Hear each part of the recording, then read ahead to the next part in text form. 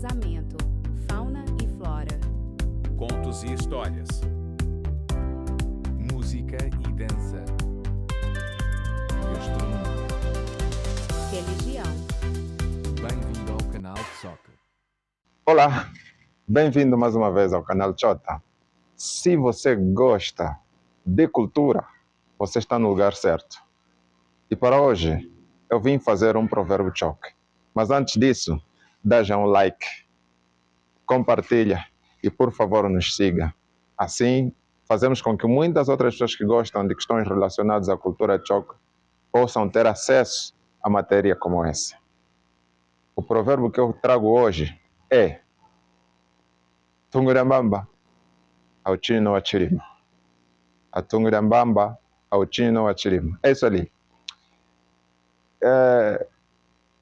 As pessoas que são incircuncisas lá no interior, ao rigor da nossa cultura, elas não se aproximam a um palhaço.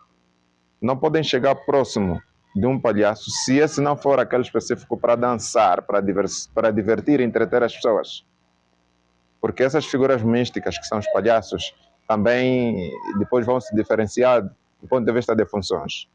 Mas o normal é que um incircunciso não chega próximo de um palhaço, que representa um poder místico. E às vezes o que acontece?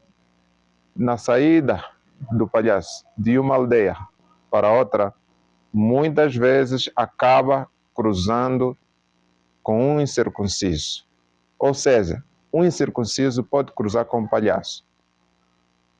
E quando isso acontece, o incircunciso foge, põe-se em fuga, não imaginam a corrida, não imaginam como ele aplica passos largos para fugir dessa figura, para fugir do palhaço. E muitas vezes ele entra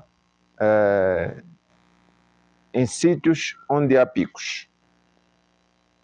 Há um capim chamado Mbamba, pontiagudo. Esse capim fere qualquer que se aproxima nele.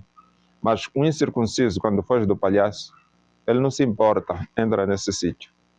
O que queremos com isso dizer é que às vezes as pessoas fogem não se importando com o risco.